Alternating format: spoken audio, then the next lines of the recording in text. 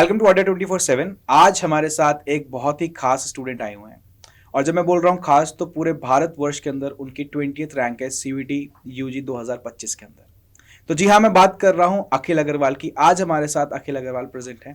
तो आज हम सबसे पहले स्टार्ट करेंगे अखिल से, सारी की सारी बातें करेंगे, डिस्कस करेंगे उनकी जर्नी को लेके, उनके एम्स को लेके, उनके हर्डल्स को लेके, सारी की सारी बातें आज हम कंप्लीट करने वाले हैं। तो स्वागत है अखिल आपका। Thank you sir. ठीक है, अड्डा 24/7 के अंदर बहुत शुक्रिया अदा करना चाहूँगा आप लोगों का आने का, पूरे पेरेंट्स का आने का। अड्डा 24/7 टीम की तरफ से आपका बहुत बहुत स्वागत है। Thank you sir. तो सबसे पहले सर हम जानना चाहेंगे स्टूडेंट से कि लाइक किस तरीके से आपने जब पहली बार अपना रिजल्ट देखा कि 20th रैंक आई है, तो साथ में कौन था आपके, आप मुझे बताना चाहेंगे? अकेले देखा, पेरेंट्स थे, और वो रिएक्शंस क्या मतलब क्या थे? पूरा का पूरा जो सीन था ना, वो एक बार आप दोबारा बताइए हमें। जी सर, हुआ क्या था, मुझे पता था कि 1-2 घंटे में रिजल्ट निकलने वाला है, but I was having a headache. Okay. मैं थोड़े रूम में था, I was hmm. Not feeling well. फिर मैं जब देखा, मैंने रिजल्ट आया, मैंने देखा था कुछ मैसेज आए होंगे मेरे पास। मैं फिर बाहर गया, लैपटॉप खोला मैंने और फिर देखा रिजल्ट क्या है। फिर मैंने बोला कि ये रिजल्ट आ गया, अच्छा बहुत। और फिर रुबैका मैम ने अपने चैनल पे या अड्डा के चैनल पे उन्होंने जो डाली थी कि टॉप 20 का लिस्ट आया है, वो मैंने देखी आधे घंटे बाद। वो भी मैं घर पे नहीं था, मैं नीचे गया हुआ था। मैंने वो पापा को भेजा पहले। मैंने पापा को बोला, पापा ऑल इंडिया रैंक 20 आया मेरा। अब पापा भी उस समय थोड़ी रेस्ट करे, तो पापा को भी ऐसे नहीं हुआ होगा, समझ में नहीं आया होगा। आधे घंटे बाद मैं जब घर गया, तब पापा से, मम्मी से मिला, दीदी से मिला, सबसे मिला। सब एकदम खुश, सब इतने खुश हो गए थे, इतने हैप्पी थे, इतने मतलब दे वर फीलिंग सो प्राउड कि वर्ड्स नहीं है डिस्क्राइब करने के लिए मेरे पास। तो मैं जब घर गया था, मैं नीचे उस समय था, मैं घर गया था, फिर हम लोग सब मिले, हम लोग ने केक वेक मंगाया, थोड़ा पार्टी वार्टी की, तो बहुत खुश थे सर, सब खैर उस समय। तो काफी अनएक्सपेक्टेड था। जी सर, बहुत। आपके पेरेंट्स से बात हो रही थी, वो डिस्क्राइब कर रहे थे कि कितनी ज्यादा खुशी हुई थी अखिल को। Exactly. तो मतलब ये मतलब पूरे कमरे में, पूरे घर में एकदम उदम बजा दी थी, है ना? जी कितना सर, खुश थे आप। जी। तो मतलब ये जो एक्सपीरियंस है ना, जब हम मतलब एक्सपेक्ट तो ऑब्वियसली हमने मेहनत करी होती है, तो हमें होता है कि हाँ यार हम इतना अचीव करेंगे, लेकिन वो ना जब एक स्टैंप लग जाती है कि हाँ हो गया, तो वो फीलिंग बहुत ही ज्यादा अलग होती है। तो Overwhelming आपका होती है काफी। ओवरवेलमिंग होती है। तो आपके पेरेंट्स का जो रिएक्शन था वो क्या था, थोड़ा सा बताइए। पापा मम्मी तो पहले तो बहुत ज़्यादा खुश हुए थे कि बेटा कर दिया, एकदम ऐसे पापा ने मम्मी ने गले लगा लिया एकदम कि वेरी गुड, शाबाश। और उनके आँख से ना वो खुशी के आंसू गिर गए, वो देख के कि यार my parents are so proud of me. वो देख के लाइक अंदर से निकला कि मैंने जो किया ना आज, it is credited to them. उनकी मेहनत, उनकी मशक्कत की वजह से हुआ है, वरना नहीं होता। सो सही बात है, ये ना पेरेंट्स की सर मेहनत होती है, ठीक है, जो जब वो बच्चों में रिफ्लेक्ट करती है, कि उनके रिजल्ट में रिफ्लेक्ट करती है, तो वो तो खुशी के आंसू निकल ही जाते हैं। बिल्कुल। तो बहुत ही बढ़िया, मतलब बहुत ही बेहतरीन कि पेरेंट्स की मेहनत बच्चों के रिजल्ट में रिफ्लेक्ट होती दिखाई दे रही है। ठीक है, कि आज आप मतलब ऑल इंडिया रैंक 20 आई है, तो वो अपने आप में काफ़ी बहुत बड़ी अचीवमेंट है। तो थोड़ा सा ना पीछे जा करके एक बार फ्लैशबैक में देखते हैं कि आपने सीयूईटी के बारे में आपको कैसे पता चला, फिर आपने उसकी प्रिपरेशन कैसे करी। सीयूटी के बारे में तो मुझे पता चला था क्लास 12 में। 11 में ऑफकोर्स मैंने श्री राम का नाम सुना, दिल्ली यूनिवर्सिटी का नाम सुना, तो एक लग जाता ना कि इतना बड़ा कॉलेज है, इतना बड़ा नाम है, तो जाना है। तो मैंने फिर 11 थोड़ी मस्ती वस्ती में निकाला। 12 में मैंने थोड़ा रिसर्च किया कि क्या है क्या नहीं है। मुझे सीयूटी बारे में पता चला, मैंने देखा कि ऑल एमसीक्यू बेस्ड है, ऐसा ऐसा क्वेश्चन आता है, सिलेबस ऑलमोस्ट सिमिलर है। तो फिर वहाँ से मैंने स्ट्रैटेजी बनाई, मैंने अपनी फिर प्रिपरेशन वहाँ से स्टार्ट की थी। तो उसमें पहले मेरे बोर्ड्स भी था आईएससी का, मुझे पता था कि मैंने एक बैकअप कॉलेज रखा था और वहाँ मुझे जाने के लिए बोर्ड्स मार्क्स इज कंपलसरी। मैंने बोर्ड्स पे पूरा फोकस किया इनिशियली कि मैं आईएससी का हूँ, मैं निकाल लूँ पूरा बोर्ड, उसके बाद सीयूटी के लिए मैं एकदम जी तोड़ मेहनत कर लूँगा। मैंने वही किया। मैंने ऑफकोर्स इनिशियली बोर्ड के साथ थोड़े थोड़े सीयूटी के प्रेप किए थे, नॉट मच, 5% या 10%, बहुत कम सीयूटी की मेहनत की थी। बट क्योंकि मेरे पास एक अच्छा फाउंडेशन था 11th का और 12th का, और बोर्ड्स का सिलेबस इज ऑलमोस्ट सेम, इसलिए सीयूटी में जाके फिर मुझे प्रिपरेशन की इतनी टेंशन नहीं हुई थी जितनी बाकी को हुई थी। मतलब आपने अनटच्ड नहीं छोड़ा सीयूटी को। जी, जी। आपको थोड़ा पैरेलली लेके चलते रहे। आइडिया था। ओके।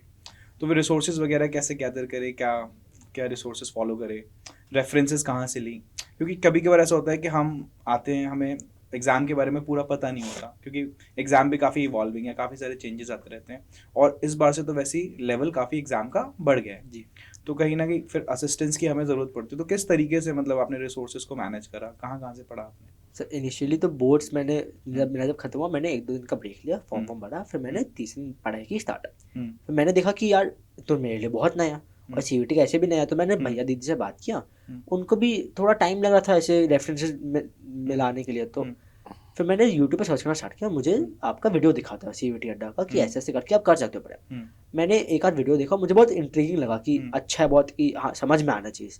मैंने वो फिर फॉलो करना स्टार्ट किया एंड देन वो मुझे मेंटरशिप और गाइडेंस मिल गया आपकी तरफ से, क्योंकि you are in this field since the inception of CUET. Exactly. अब एकदम स्टार्टिंग से आप उसको एकदम बारीकी से आप उस पर नजर कर रहे हैं, आप उसको देख रहे हैं, गौर कर रहे हैं, तो आप you have an experience in it जो parallelly I don't think so और किसी के पास है। तो वो मुझे बहुत अच्छी गाइडेंस और मेंटरशिप मिली थी आपकी तरफ से, आपकी पूरी टीम की तरफ से। एंड देन आई अंडरस्टूड कि मुझे कैसे क्या स्ट्रैटेजी बनाना, मुझे कैसे पढ़ना है। पहले मुझे सिलेबस जो था लाइक बीएसटी का, मैं ऐसे बैकग्राउंड से हूँ, तो मेरा कॉमर्स और बिजनेस स्टडीज दोनों थी। I had 6 subjects in total, English को 1 करके। तो मेरे पास बेसिक तो था ही, बट एनसीईआरटी रीड करना इज कंपलसरी। सीयूटी पूरा एनसीईआरटी मानता है, तो एनसीईआरटी वो रीड करना, फिर वो समझना कि कैसे कहाँ से करना है, वो सब करने में थोड़ा सा गाइडेंस मिल गया, आपको बहुत सपोर्ट मिल गया आपका। And that is how I began my CUET journey. Nice. तो अब तो मतलब पूरा इंडिया के अंदर रैंक आ चुकी है, तो फिर टारगेट्स क्या हैं? ठीक है, कौन से कॉलेज एम कर रहे हो, कौन सी यूनिवर्सिटी एम कर रहे हो? सर दिल्ली यूनिवर्सिटी एम कर रहा हूँ मैं, एंड मैं श्री राम जाने का ट्राई कर रहा हूँ। बस स्कोर्स वैसे हैं कि थोड़े कंपटीशन है, बट आई जस्ट वांट कि हो जाए मेरा। और कौन सा कोर्स टारगेट करना चाह रहे हो? मैं टारगेट कर रहा हूँ BA honours in economics. Economics, very nice course, very. तो ये जो सपना है एसआरसीसी का, ये हर कॉमर्स का बच्चा देखता है। बिल्कुल। ठीक है, तो बस वही है कि हम उसको अचीव कर पाएं। अब जैसे आपका तो बस 1-2 कदम ही आगे बढ़ाओगे, आप एसआरसीसी में पहुंचोगे। तो आप किस तरीके से इस चीज़ को देखते हो? क्या अपनी आगे की लाइफ को एज्यूम कर रहे हो आप?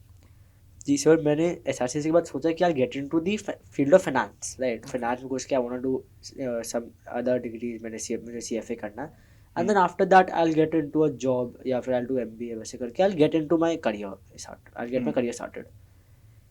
तो वो है सर। हाई पे जॉब करनी है आपको? हाई पे ज़्यादा वो करना जो इसमें मुझे मजा आए, क्योंकि exactly.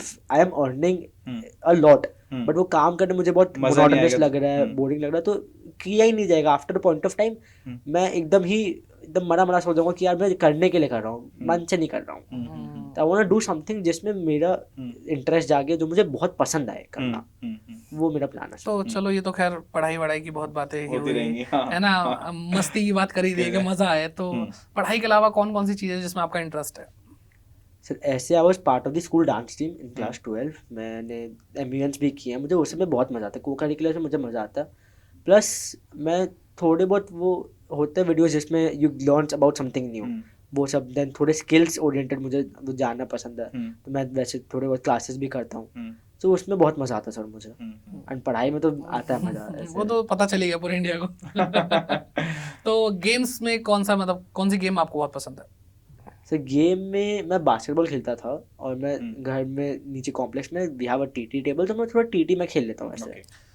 तो आपको कहीं लगता है कि मतलब कहीं जैसे हम स्टूडेंट्स को बोलते हैं कि थोड़ा सा आउटडोर गेम खेलो, थोड़ा बॉडी को एक्सरसाइज टाइप का कुछ ऐसा मिल जाए, तो उससे आपको मेंटली भी थोड़ा फोकस करने में मिलता है। तो ऐसा क्या आपके हिसाब से, आपके हिसाब से क्या ये सही है? मतलब करना चाहिए आपको, मतलब गेम्स भी खेलनी चाहिए, देन पढ़ाई में आपका फोकस बन जाता है, ऐसा है? जी जी ज़रूर, इट इज़ वेरी इंपॉर्टेंट, क्योंकि if I see in today's day यानी लोग फोन में घुसे हुए हैं। बिल्कुल। ऑफ कोर्स मैं ये नहीं बोल रहा हूँ कि आप फोन गेम से टोटली अबॉलिश कर दो, नहीं, that is not possible in today's time, right. Exactly. फिर आप एकदम सेक्लूड हो जाओगे फ्रॉम द अदर ग्रुप।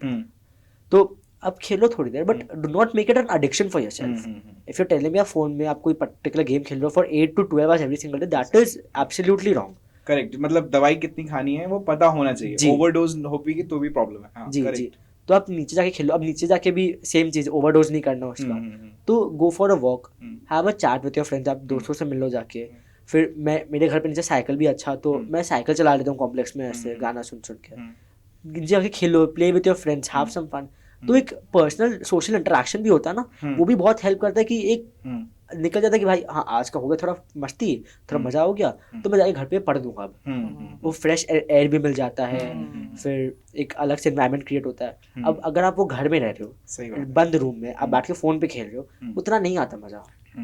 तो फिर जैसे अभी आपने इतना गेम्स का बताया, तो सोच रहे होंगे बच्चे जो देख रहे हैं इस टाइम हमें, वो सोच रहे होंगे कुछ तो फिर टाइम टेबल फॉलो नहीं हो पाता होगा, ऐसा कुछ है क्या?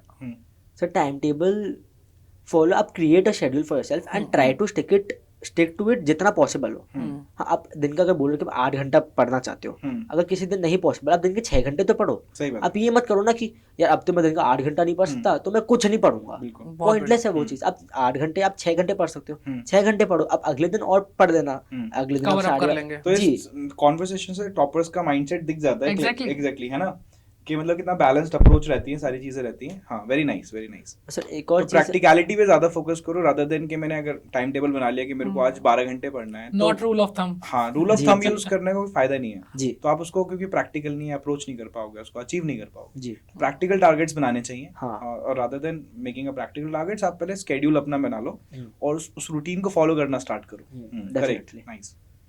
तो वो भी एक बात है। And on top of that एक और चीज़ है कि शेड्यूल ऐसा बनाओ ना कि जो पॉसिबल हो फॉलो करना। अब जैसे practicality that is very important. अगर आप बोल रहे हो कि अगर आप जैसे इनिशियल डेज में स्टूडेंट को लगता है कि हमें शेड्यूल बनाना है तो मैं दिन का 2 घंटा पढ़ूंगा, फिर मैं 2 मिनट का ब्रेक लूंगा, वापस 2 घंटा पढ़ूंगा, इम्पॉसिबल है। आप स्टार्ट भी नहीं किया अभी तक। So start yourself, start small, कि आप आधी घंटा पढ़ के आप 5 मिनट ब्रेक ले लो, या 1 घंटा पढ़ के आप 10 मिनट ब्रेक ले लो, उसके बाद आप सेकंड शिफ्ट स्टार्ट करो जिसमें आप वापस पढ़ रहे हो। वैसे जैसे अगर इफ यू स्टार्ट स्टडिंग, वो बहुत बेनिफिशियल होगा आपके लिए। बेनिफिशियल है, ऑब्वियसली बिल्कुल बेनिफिशियल है। तो सर कुछ रैपिड फायर क्वेश्चंस करे जाएं क्या? बिल्कुल, मतलब ऐसे तो हाँ। लंबी लंबी बातें होती होती रहती रहेंगी, है ना। तो कुछ रैपिड फायर क्वेश्चंस हैं, ठीक है? जी जी आप बस उसको रैपिडली आंसर करना है। जी, ठीक है? एकदम। एक मैं पूछूंगा, एक सर पूछेंगे, जी। ठीक है? तो पहला क्वेश्चन है, one word for CVT. Difficult, one word for SRCC, impossible, next to impossible. लेकिन आपने तो पॉसिबल कर दिया ना। कर दिया। आई एम पॉसिबल करके। Very good. Next question, favourite subject. Economics and maths. Favourite food. Rajma chawal. अरे वाह, माय इंस्टाग्राम और यूट्यूब। यूट्यूब। ओके, यूट्यूब और paid classes. Paid classes. Night owl और early riser. Both, it depends कि कब मैं कैसे कर पा रहा हूँ। एफिशिएंसी पे डिपेंड करता है। इफ अगर मैं दिन भर पार्टी करके घर पे आ रहा हूँ एंड मेरे पास वो है कि अंदर कि मैं 2 घंटा खुद को पुश कर सकता हूँ पढ़ने के लिए, तो मैं पढ़ लेता हूँ रात को। इफ नॉट, जल्दी उठ के पढ़ लो। बिल्कुल। तो मतलब फ्लेक्सिबिलिटी दिख रही है सर माइंडसेट जी। में। वेब सीरीज और मूवी। मूवी। तो लास्ट मूवी कौन सी देखी थी?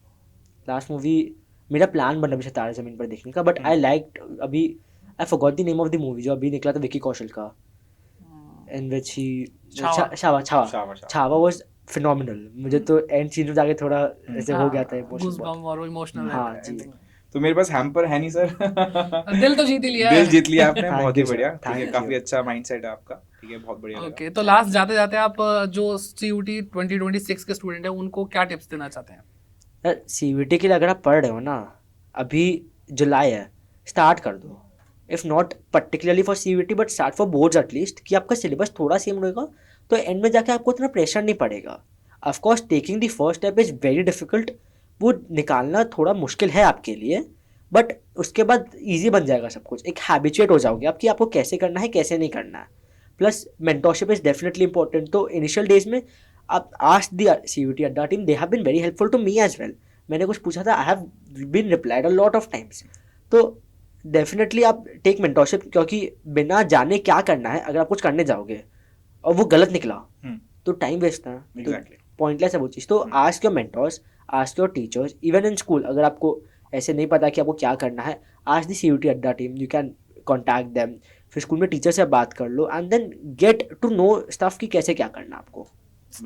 बहुत बढ़िया। तो बहुत बढ़िया। बच्चों देखो, पॉइंट इज दिस कि आपने जो भी कन्वर्सेशन हमारी हुई है उससे बहुत कुछ सीखा। इवन हम दोनों ने बहुत कुछ सीखा अखिल से कि एक माइंडसेट क्या होता है। इस टाइम पे जो हमारे टाइम पे पढ़ाई अलग होती थी, इस टाइम ये जो पढ़ाई का सिस्टम है बहुत अलग हो चुका है। तो इतनी डिस्ट्रैक्शन के बाद किस तरीके से हमें फोकस करना है, किस तरह से शेड्यूल बनाना है, क्या माइंडसेट रखना है अगर हमें AIR 20 में आना है, तो मतलब बहुत ही अमेजिंग है। तो आप भी कमेंट करके जरूर बताइए कि आपने इस कन्वर्सेशन से क्या सीखा एंड आपकी जो गोल्स हैं, एस्पिरेशंस है वो क्या है। Thank you so much. Thank you. Thank you sir.